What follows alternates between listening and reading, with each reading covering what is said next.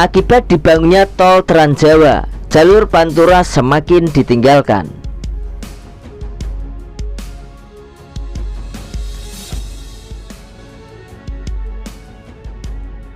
Sejarah Jalan Pantura tidak bisa terlepas dari cerita kelam pembangunan Jalan Groote Postweg atau Jalan Raya Pos.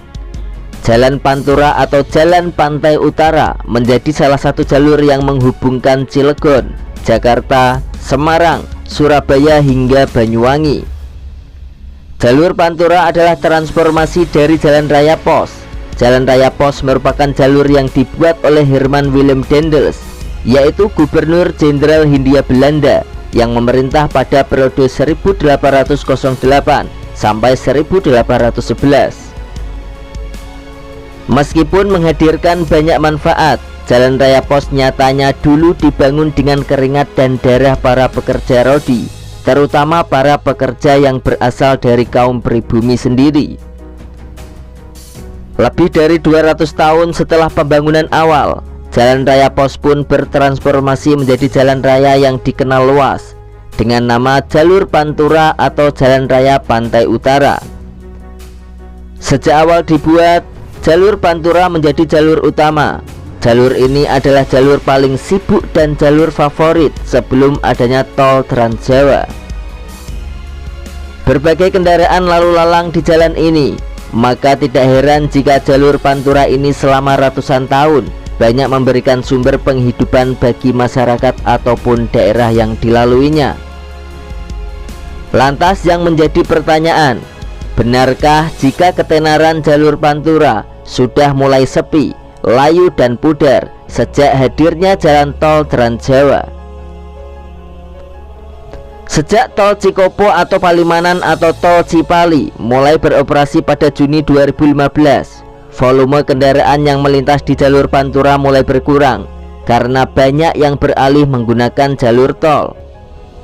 Bagi sejumlah orang, tol dinilai lebih cepat sampai ke tempat tujuan meskipun harus mengeluarkan uang untuk melewatinya. Karena daya tariknya semakin turun, maka sejumlah fasilitas seperti rumah makan, tempat istirahat, hingga SPBU sudah banyak yang tidak beroperasi lagi di jalur Pantura ini. Pada akhirnya jalur Pantura hanya menjadi kenangan spesial tersendiri untuk banyak orang yang pernah melewati jalur ini, meskipun sudah tidak menjadi jalur utama lagi. Inilah beberapa kenangan yang paling melekat di hati masyarakat dari jalur Pantura ini. Yang pertama ada Pasar Tumpah. Pasar Tumpah ini juga menjadi salah satu penyebab parahnya kemacetan di jalur Pantura. Setidaknya ada 4 pasar yang menjadi penyebab parahnya kemacetan, yaitu di Pasar Tegal Gubuk, Pasar Pleret, Pasar Mundu, dan Pasar Kanci. Lokasi-lokasi tersebut menjadi macet karena aktivitas warga untuk keperluan, apalagi menjelang Lebaran. Ditambah volume kendaraan yang semakin bertambah, sehingga kemacetan tak dapat dihindari lagi.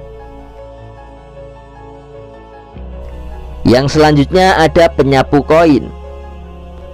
Puluhan orang rela duduk berpanas-panasan di sepanjang Jembatan Sewo, Desa Sukra, Kabupaten Indramayu. Satu alat yang tak boleh dilewatkan adalah sapu lidi di tangannya. Hal ini bukan untuk membersihkan jalan, melainkan untuk mengambil uang yang dilempar pengendara saat melintasi jembatan. Mereka adalah penyapu koin di Jembatan Sewo, para penunggu setia pengendara yang melintasi jembatan, menanti lemparan koin untuk menambah pundi-pundi penghasilan.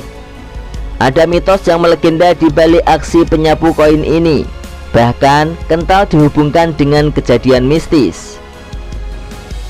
Yang selanjutnya adalah perbaikan jalan yang tak kunjung usai. Alasan perbaikan jalan di Pantura tak kunjung usai dikarenakan panjangnya jalur tersebut. Selain itu, jalur Pantura juga masih sangat kekurangan drainase, di mana saluran drainase merupakan salah satu bangunan pelengkap pada ruas jalan yang berfungsi untuk mengalirkan air yang dapat mengganggu pengguna jalan, sehingga badan jalan tetap kering. Dan yang selanjutnya adalah penjual telur asin. Telur asin Brebes dulu menjadi oleh-oleh favorit para pejalan yang melintasi jalur Pantura. Namun dengan adanya tol Trans Jawa, banyak pedagang oleh-oleh telur asin di Pantura Kota Brebes maupun Tegal mengeluhkan penurunan omset yang sangat drastis pada penjualannya. Bahkan sudah banyak pula dari mereka yang sampai saat ini gulung tikar